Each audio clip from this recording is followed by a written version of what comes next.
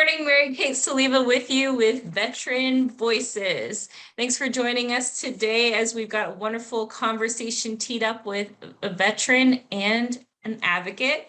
Stay tuned for a great discussion conversation. We're doing a quick programming note before we get started. This program is part of Supply Chain Now family of programming. It's conducted in partnership with our friends at one of my personal favorites, Vets to Industry. Learn more about this powerful nonprofit that is serving so many folks at vets2industry.org. An initiative near and dear to my heart, the Guam Human Rights Initiative. Find them on LinkedIn and the University of Guam under the Regional Center for Public Policy. Okay, I can't wait any longer because this guest, she's my first guest, but also my very, very, very special friend. And this guest, she not only is the Chief Operating Officer for Team Themis, but she is also the co-founder, and she is also a veteran of the United States Navy. So without further ado, let's welcome my very own favorite, Mary Bell, or as I like to call her, MK. We're double MKs today. Welcome, welcome. Thank you. Good morning, MK. Good morning. I know, you said that it was like talking to yourself earlier today when you saw a note? Yes, I thought I had texted myself and I'm so busy. I thought for sure it had happened. I'd written myself a note, but it was the other MK. It was you. So it was a nice surprise to start my day to remind me about our interview. I know I did think like looking down, like I obviously want my first interview with myself. No, I'm just kidding. I was like, we got two MKs in the house. I'm just really excited, everybody, because I never ever meet another Mary Kate. And so like to meet another MK is just, you just got to take it for what it is when it happens. So I really wanted to take this opportunity to introduce all of you to MK and get to know her a little bit better.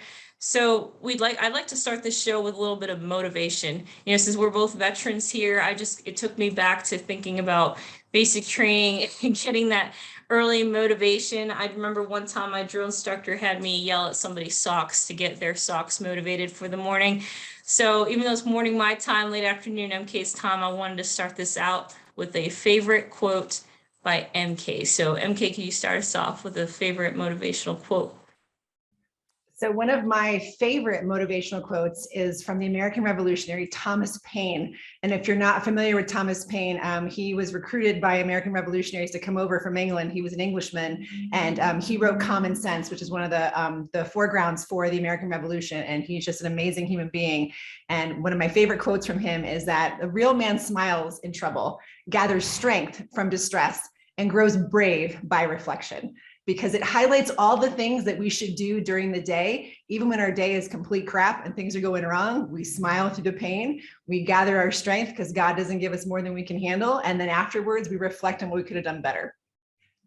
Oh my goodness, I love that. Now I feel amped. Do y'all feel pumped up? Because I definitely do. I was like, which aspect of that, the strength part, is this pre or post coffee for you? Are you a coffee drinker, MK? Oh Lord, it's 3:30 in the afternoon where I am in Amman, Jordan. I think I'm on cup of coffee number 5. So yes, this is post-caffeinated, which everybody who knows me knows that's dangerous. But yes, I'm highly motivated and awake right now.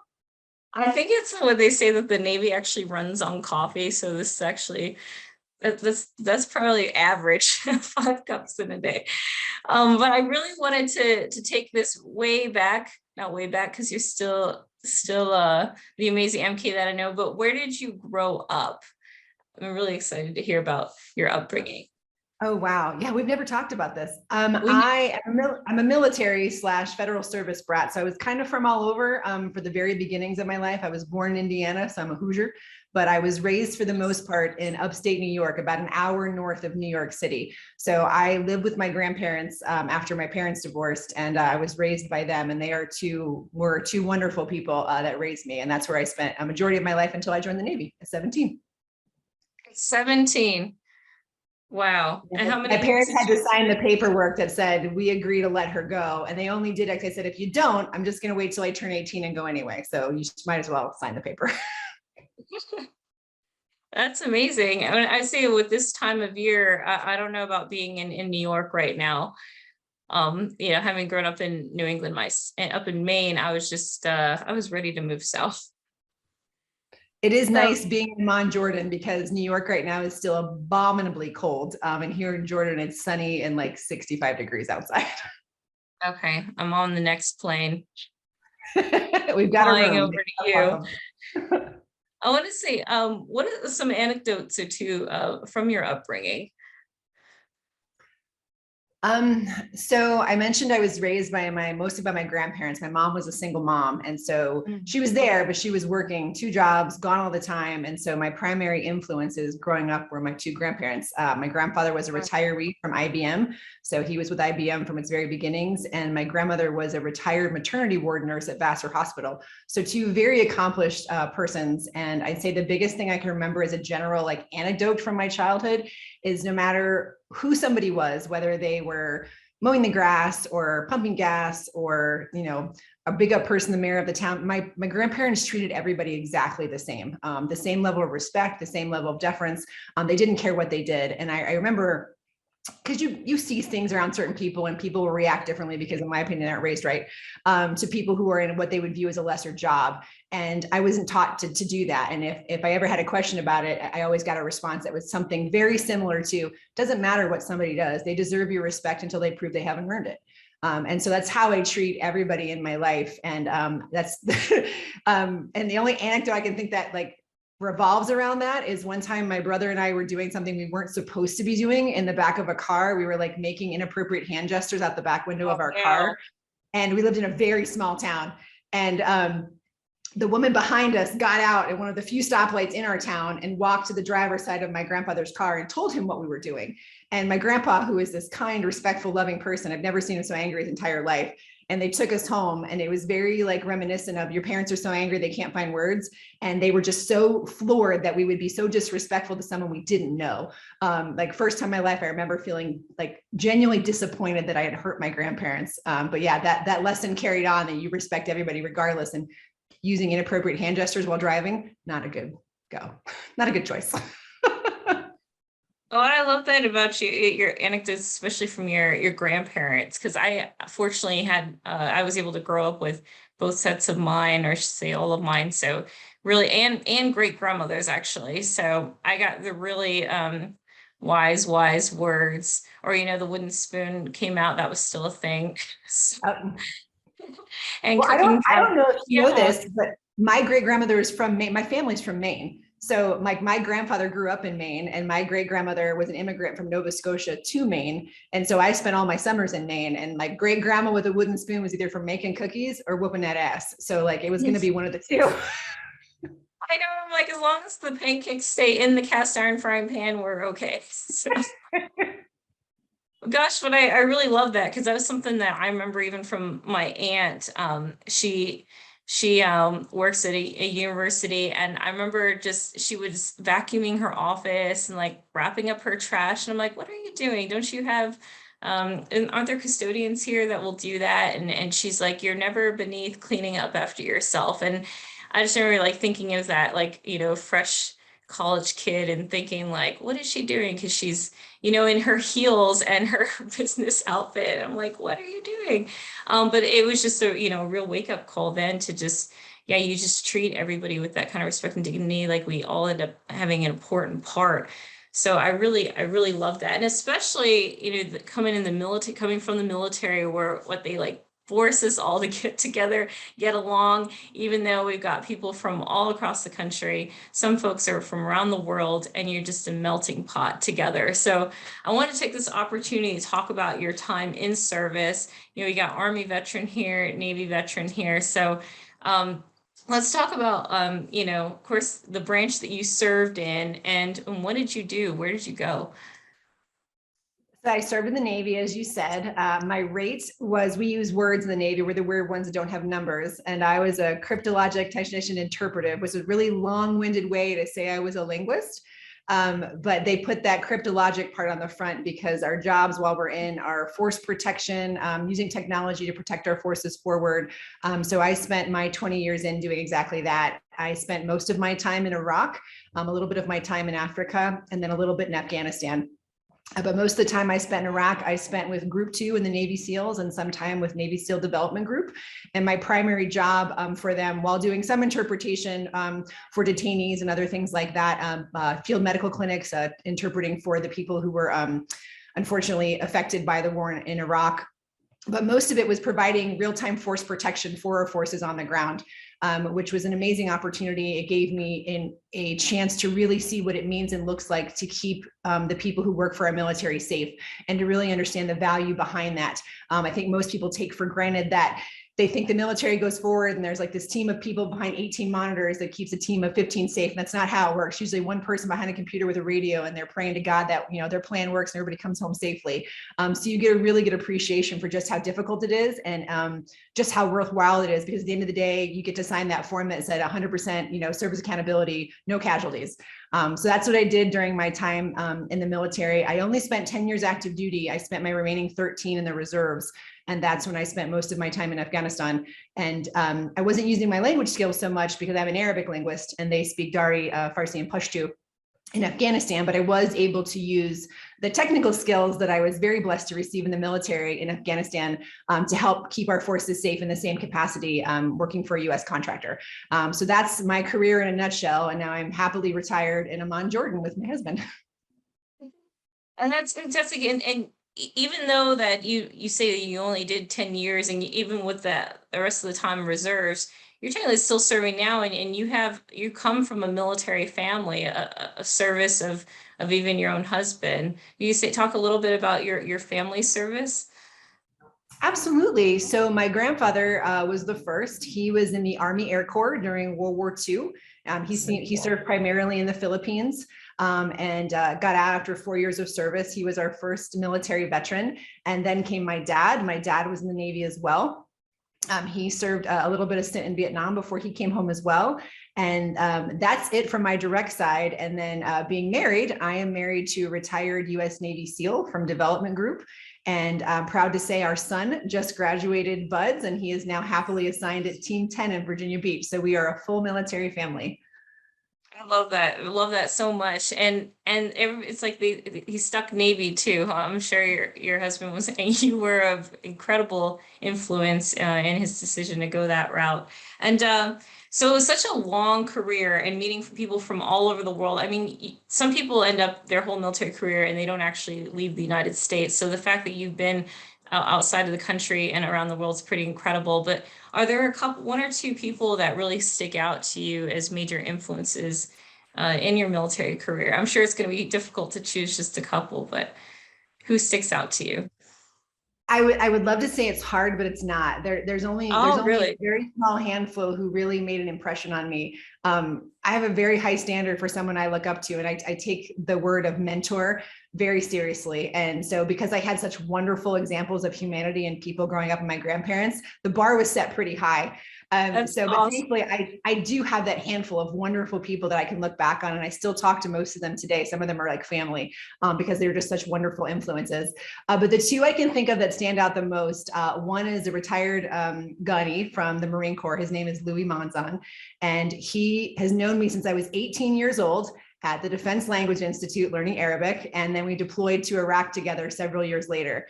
And he came into my deployment time at a really critical time. I was a deployed mother for the first time. My daughter was 4 months old and I was on my first deployment to Iraq. I was not happy that I was away from my child, but I was very committed to serving my country. And within 48 hours of being in country, my daughter came down with 104-degree fever. They couldn't get a hold of her dad, and they're reaching me in Iraq to try to like figure out what to do with my daughter. And I about lost my cool in the worst way possible you can in a military deployment. And Louis was able to calm me down, recenter me, and help me understand what a military chain of command and what a military like teamwork, not just your chain of command, but what a real chain of command does. They support their sailor, they support their Marines, they support their soldiers, and make sure they get what they need. And within 2 hours, my daughter was picked up by somebody from the command. They made sure she was okay, gave me peace of mind, and they coordinated that from 5,000 miles away. And it was all through, you know, Louis calming me down, Gunny calming me down and letting me know that we were going to take care of it. So he set the example in the bar for me for what I wanted to be when I became a senior leader, because I was only an E5 at the time. So he let me know, like, this is what you do when someone has a problem. You don't panic, you don't freak out, you maintain your calm, you execute the operating procedure, follow the chain of command, and you get things done. So in the military, he was a shining example of how to do that with kindness, and with a smile on his face. And he really meant it. He wasn't doing it because he was in charge of me. He was doing it because he cared and because he was in charge of me. So he's probably my first. And my second is a salty old Master Chief, whose name is DeLucchi, female Master Chief. She was one of the first female CTs to be assigned to a boat, which was unheard of in the early 90s. So she blazed the trail for females being haze gray and underway as a CT, which is a really big deal. And she was probably the firmest, like, no BS, give it to you straight. If you mess something up, she's going to light you up like the 4th of July because you earned it. And then she's going to tell you how to fix yourself after and help you grow into a leader that people can be proud to come to. So she set the bar for me for as far as like what it meant to not let the gender of, I'm not a female chief. I'm not a female senior chief. I'm just a senior chief. And my job is to be senior chief to my sailors. It doesn't matter that I'm a girl. It matters that I'm their leader. And she really helped define that for me. And just knowing what she'd been through, and she did the whole thing with her hair held high and with these bouncy, blonde Shirley Temple curls, like, and she just commanded respect in her room. And you're like, how do you do that with like curly blonde hair? And she did. So she was just an amazing example for me. And I think about her every time I have to deal with a really difficult situation, even now in the civilian world. And I have somebody who's really upset and just not able to keep their calm, giving it to them a firm and fair answer that lets them know, like, hey, we're here to support you, but you still have to do a job. The knife hand. She was great for that. So I really look up to her. Yeah. And she was amazing. That's absolutely incredible. And I was trying to imagine a smiling Gunny. I don't know how often I've seen that, but that's pretty amazing. You said it. Oh, he's from Alaska too. I remember you just said you got back from Alaska. And that's where yes. He's the 6'5" Alaskan who's scary unless he's smiling. I was like, actually everybody out there was so nice. And we ended up watching the dog sled race, so with the Iditarod, so it was really, really incredible. But that's so cool. And then even with the fact that you said the bouncing blonde curls, now I'm imagining Shirley Temple tapping, but the fact that she was able to command a room is absolutely incredible. Because I think recently I had that conversation with some friends of mine about sometimes the women are tougher on other women when it comes to being in the military. And I'm sure that's in other workplaces as well, but being able to have that role model at such an early stage in your career, I think is amazing. One of the things that was great about her too was that it didn't matter if you were a male or a female sailor. She gave you both guns the same way, which I know sometimes we see in our workforce. Females are harder on other females than they are on their male counterparts because there's this unannounced, like, you got to be better. And I don't subscribe to that at all. You should treat everybody the same way, regardless of what gender they are, and base it off their skills and ability. And, she was somebody who did that to a T and didn't differentiate or make some kind of difference in how she treated people because they were a boy or a girl. And did you see that you ended up taking that to heart throughout your career? Was there a moment you can think on where that really came into play?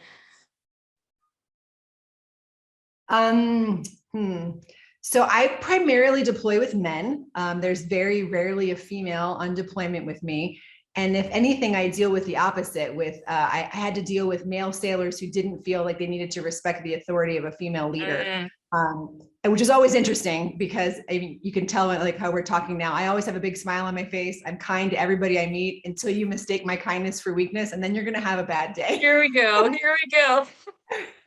So I definitely had some times in my career where I was treating somebody the same way I would treat anybody else, but they were treating me differently because I was a female. And I unfortunately had to flip that switch where I was no longer Mary Bell, I was Senior Chief Bell, because I wasn't about to have somebody think or act in a way that was contrary to military order and discipline because they thought because I was a female that changed the rules. So any of the specific examples I have are pretty boisterous and usually end with somebody yelling when they leave the room. Like I was pretty sure twice during my interactions I was going to be sent home for standing up for what was right, but thankfully I never was. But yeah, I could just say in broad strokes, it usually was somebody underestimating me, not based on my rank, position, or my abilities, but because they first saw me as a female before anything else. I think there is a little bit of truth to, you have to prove yourself as a female in the military world. That is I think an unfortunate reality in some aspects. The military is getting much better about it. But I'd be lying to say in my 20 plus years, I didn't experience some of that. But at no point when I did, was I not able to stand up for myself and have the outcome be the right outcome. I never had to back down or like go tell somebody I couldn't voice my opinions freely and openly. I used my chain of command. And when I used my chain of command, things went the way they were supposed to. I know not everybody can say that, but in my experience, that's what I had encountered, and I had positive outcomes after each one. That's fantastic. I mean, and you talk about, we were talking just before we started recording about justice and like and about your organization that you're part of now. And I think that just it's so clear now about why you're doing the work that you're doing. I mean, you have like these great role models, even starting as early as your grandparents' influence about treating everybody with respect and dignity. And if you see it not happening, the knife hand's coming out and MK's flipping the switch. And you really, really advocate for that justice for other people. But I want to turn it around a little bit on just sort of your transition from the Navy into being a civilian, and just what that looked like. I am sure those role models stayed with you throughout that time as well. But do you have, if you were talking to, I'd say, a room of active duty service members about the transition, what are some points that you'd like to highlight about yours? Well, I had two transitions, really. I had my transition from active duty to reserve time, which was quite a gut punch. Nothing can prepare you for the transition from active to reserve. And then I had my transition from reserve to retirement 13 years later. And I would say the biggest takeaway I have from either one of those is, don't ever let anybody who hasn't transitioned tell you how to transition. It's like someone who's not a doctor telling you how to treat like bronchitis. Like, you're not a doctor. So if somebody comes into the room and, like, it doesn't matter what rank they are, but they've never left the military, they don't know what the civilian job looks like, and they're trying to give you advice on how to carve your future after you leave, you need to find someone else to talk to. There's so many wonderful resources for transitioning veterans now. We're so fortunate to live in an age where all you have to do is a stone throw via LinkedIn or one of your contacts to your command, and you're going to find somebody who has been through what you're going through and is going to have sage advice for your transition. They're going to be happy to provide it, because I really feel that culture of mentorship and leadership stays with you when you leave the military. And there's so many people who want to help now, and they've been wonderful and lucky enough to be able to channel that energy and those efforts into veterans transitions organizations. So I would say my best advice to them is find one of those organizations. You're having one right here. I'm sure there'll be links below and links above for previous videos for resources for veterans who are making that transition. Utilize those resources. We're trained in the military to kind of get things done yourself. But the good news is, as a veteran, everybody wants to help you. So let them help you. Reach out, use those resources. Literally, if you just Google veterans transition, you're going to have pages of sheets to go through of organizations who are literally there to make your life easier. So go ahead and do that.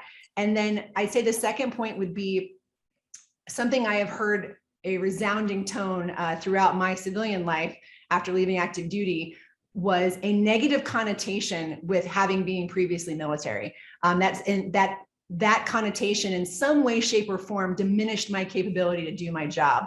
And I always found that so perplexing, because anybody I'd worked with as a civilian that was prior military was super easy to work with. They met deadlines. They were on time for work. They were personable. They got along with everybody. The things we were talking about earlier were this melting pot from all over, and we're forced to get along, and that ethos travels with you when you leave the military. So I was dumbfounded by why people would think being military had some kind of negative connotation. So I would say, as you transition into civilian life, if you are interviewing with a company or you're talking to somebody and they're viewing your time in the military as a weakness, it doesn't add to your value, then don't work for that company, because they don't understand what you bring to the table. They are literally getting a molded, formed, disciplined person who is ready to come to work and ready to get a job done, which in this day and age with the millennials, like, you don't find that every day. So you're getting an asset with that person. So if you find one of those companies and they look at you and go, oh, you were military, it's time to close that door and find somebody else, because there's so many companies out there that are itching to get somebody just like you, and they're excited for your military service. So find somebody that's just as excited as you are about having been in the military and served your country. Yes, yes, yes, yes, to all of that. I think is that, and that was from your time even coming from active duty, but you also have the experience coming off of out of the reserves. And I sort of followed in that footsteps of yours because now I am in the reserves and coming off of active duty. And so I just transitioned last year in the middle of a pandemic. So a lot of the points that you made really hit home for me, even as I was trying to figure out what company do I want to go for, and I was really trying to fit the mold of the companies that I was talking to, and putting a lot less emphasis on my military career. But it turned out that, a big part of why they wanted me in my current role is because of my military background. So I think you're absolutely right about being yourself, and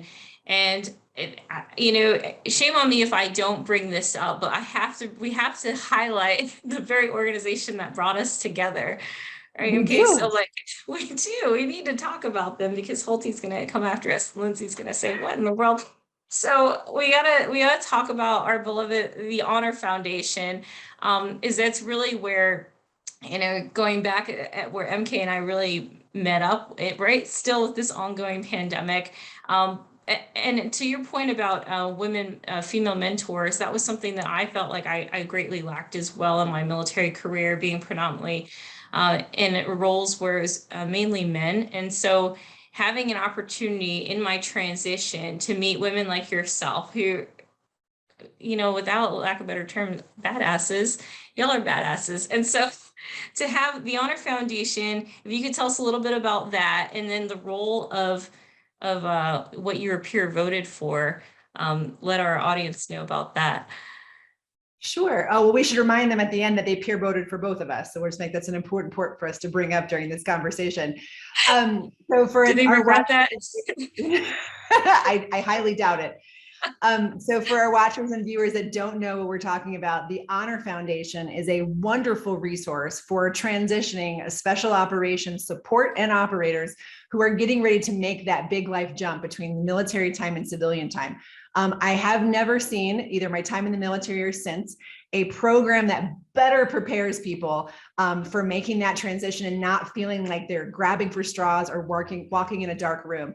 It is a group of former military operators, support, volunteers who are so vested in making sure that the people who spent so much time and love giving to their country are given back by securing opportunities for them in civilian employment and making sure they're ready for those opportunities. I got involved in THF through another one of my military brethren. His name is Ryan Bauer Schmidt. Look him up on LinkedIn. He convinced me to do the THF. It's meant for transitioning people. And I was like technically transitioning. I was doing that, reserve to retirement thing. And I remember he told me about the program. And in my head, I was like, Ryan, I have a job. I'm like, I feel like I'm taking a spot from somebody else. And he's like, no, you should do this. And I think within my first 2 meetings, they assigned me a female mentor. And I think I told you that bar is set pretty high in the back of my head. And I was like, female mentor, this will be great. And I met with my coach, and within like 3 minutes, she had me dialed in like a book, like knew exactly my personality. I had issues with like giving up control. I was an overachiever. I wasn't sure why I was there. And like in the best way possible, she let me know I needed to let this THF process work for me to help me on my next step forward. And if I hadn't gone through the Honor Foundation program, I literally wouldn't be in the position that I am now doing the amazing things that I'm doing right now for refugees without them. They do this wonderful program where they help you look at like your why, like why are you who you are and why do you want to do what you want to do? And you come out of this program with this why statement. And a lot of military people go, oh, that's kind of touchy-feely. It's effective, and it's what huge companies use to make huge revenues. So it might be really touchy-feely, but it works.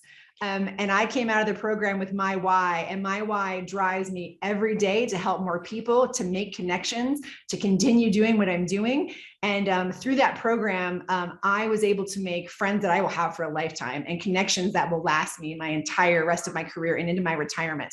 And I was very blessed during that process to have the cohort's mostly men. I think there was 4 women in my group. I think MK can probably say the same for hers. Yeah, and same. at about the same. And at the end of the cohort, they vote for an honor man or an honor woman. And it's the person that to them embodies what the Honor Foundation is supposed to be about: mentorship, networking, supporting other veterans.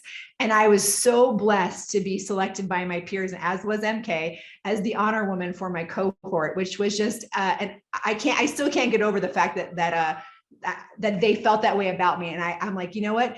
And my why is about creating relationships, making meaningful contact, and creating change in my world. And I did it with the Honor Foundation, not even knowing it. And then I'm doing it every day in my personal life now. So it's a wonderful, I'm sorry, phone call. It's a wonderful thing that we were able to do together. And Mary Kate and I share that. And it's a wonderful bond that I know her and I will probably have until we're old and gray and rocking on rocking chairs in Maine. Yes, yeah. Don't forget about the rocking chairs in Maine. And I think that's so amazing because when they connected me with you, they had also connected me with Shirley Bias, who's also she retired first sergeant, who also was peer voted to be honor woman. And I think, like, to your point about it really felt special to have our peers who, again, are also badasses, like they're special operators in their respective communities.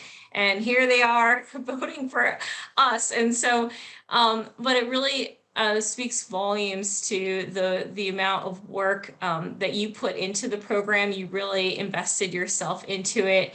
And I think that those who do that really get the full benefits and reap the benefits of the Honor Foundation. And just, again, like you said, friends for life. 100%. I mean, we even created our own group LinkedIn of just getting to connect with the other honor women. So that's fantastic. And I would say that finding my why was a huge part of that, of just being able to empower the next generation to, to change their world. And I emphasized their world when I was thinking about my why, because instead I really thought it was important to, instead of trying to fit in the mold of the rest of society, that when you stand out and if you carry that short torch, like I knew in the service where sheepdogs were the defenders, but I think that opportunity when you get to step out and really figure out what you want to do, and you leverage those skills like you did with your language skills, and being able to use that as a force for good and a force for positive change in the world.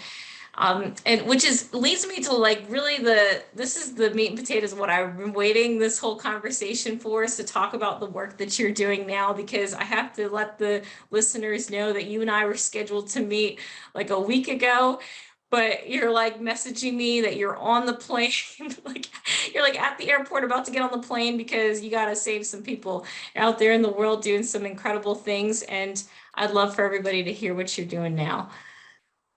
I'm happy to share.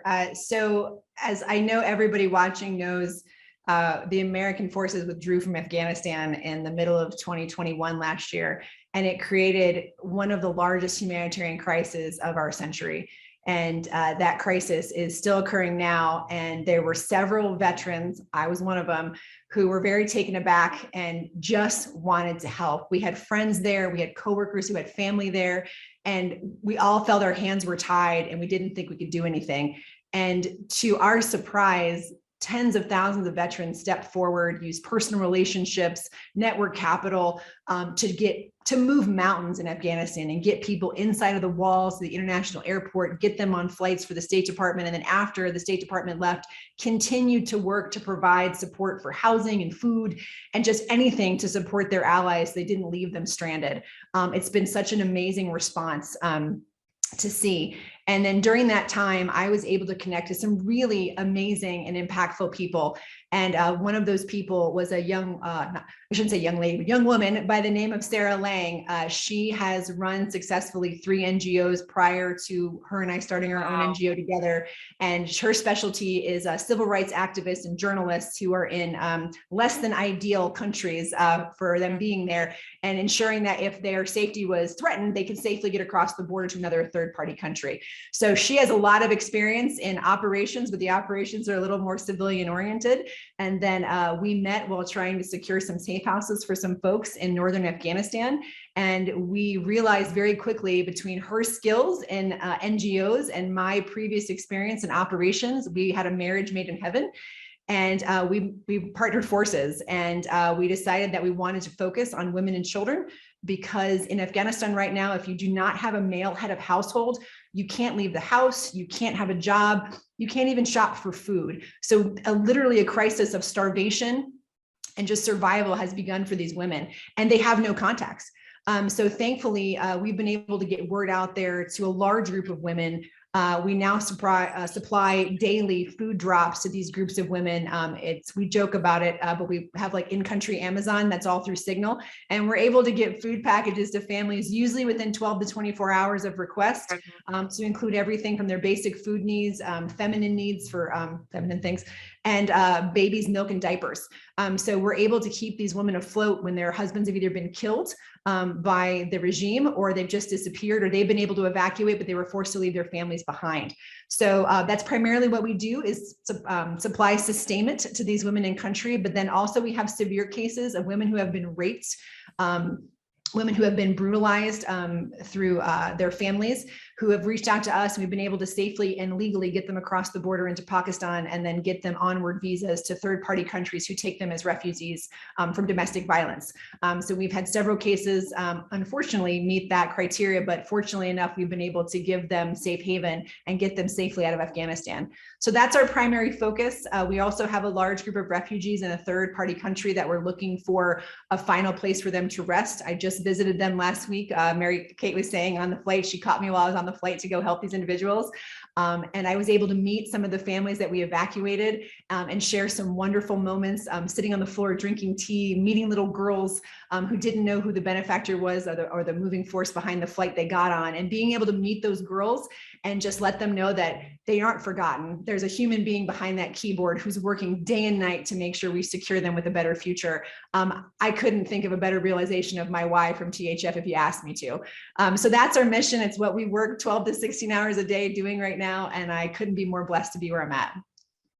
Gosh, I'm so honored to know you, MK. Like, thank you so much for what you do and what your team does. And I really, when you were messaging me, like, I'm sitting here, I'm like, I'm ready to do this podcast with MK, and you're like, I'm at the airport, and I'm like, you go, because I just know that the work that you're doing legitimately is helping these women, helping these girls, helping these families, and truly a blessing. I'm so grateful that you're able to utilize your gifts, and you found your why, and you've taken that on probably more than most anybody that I know. So thank you for that. And is there something, I know that we had talked earlier as well about sometimes people think that you might have the button and the answer to everything to be able to help get families out. So just wanted to, I guess, maybe take a note about what your organization probably can't do, just so you're not flooded after this interview with asks. We will be anyway. It happens every time. But it's okay, sure. Because in the slew of requests, there's usually one female who really needs our help. So it's okay. But you bring up a really good point. A lot of people hear Afghanistan aid, and even though I don't say evacuation, they hear evacuation. And I'm very sorry to report that the evacuation flights have stopped. The Taliban government has come out and said that they want very much to be able to adhere to international standards for travel, which means everybody has to have a passport. So prior to this, evacuation flights were able to leave with just some form of identification, like an identity card, a birth certificate. But unfortunately, those days have ended as the Taliban works to gain their international recognition. So unfortunately, those mass evacuations will not be continuing, and private funding for those flights has gone down dramatically. So there are still avenues for people, not through our organization, but people who serve the US government or other governments like Canada or Australia. There are programs available. And what's wonderful is the country's been really good about publishing the information, how to apply for those programs on both the US, Canadian, and Australian sites. So if you are someone in need of evacuation, or you have a family who is, I implore you to go to those websites and see if you qualify for one of those categories, because that right now is your best chance, even though it may be a while to get out. That's your best chance to get some kind of opportunity to evacuate if you still need it. The flip side to that is, as the government begins to stabilize, or we hope to stabilize in Afghanistan, our focus at Team Themis is more on sustainment of those people in country while we wait for the regime to clarify its goals and its intentions. So we're looking at programs for employing people locally, pushing out jobs that are becoming available for the local populace, because they are starting to happen. So if you are stuck in Afghanistan and you don't fall into one of the categories which we help, which is mainly women and children, keep your eye out on LinkedIn, on Facebook. There's lots of opportunities getting pushed there. When we find them, we push them out as well. So yes, unfortunately, those evacuation routes are almost impossible now. We can only do one or two off cases that have to do with domestic violence. Well, thank you so much, MK, for sharing that. And again, I'm just in awe of the work that you're doing and your team's doing. And I'd like to say about how can they get a hold of you? Is there, you have a website that people can reach you at, or what's the best way for folks to contact you? We do. We have a website. It's www.teamthemis.org, and I'm sure you can put it in the comments below as well. Absolutely. We have an intake on that site where you can email us, send us the details of what you're dealing with, who you are, where you are, what you need help with. We get a lot of emails just say, I'm in danger, help me, and we can't do a whole lot with that. So give us the details for the danger you're in, the help that you need, and we'll see if we can help. And if we can't, we'll try to forward your email to an organization that can. And then secondly, I am on LinkedIn. Thankfully, the load on LinkedIn on DMing me has not gotten out of control yet. So I personally respond to every message that I get, either saying that we are in a position to help or providing them resources to look somewhere else. And we will continue to do that. I'm hoping to hire some interns here in the next couple of weeks to help manage that. But right now, DMing me and on my LinkedIn is a perfect way to get in touch with me. Awesome. Great. And you said interns. Is there opportunity here for maybe some folks that are here in the United States that want to help and want to do more? Is there something that they can do? Absolutely. The intern position we have open right now is for our social media coordinator. We need someone to manage our social media feeds. We try to push out on the daily, the food drops we're doing, the sustainment planning we're doing, our education opportunities, and we really need somebody to manage that. I've had some wonderful applications that we get to the second interview and then they just fizzle out, and we really need some help.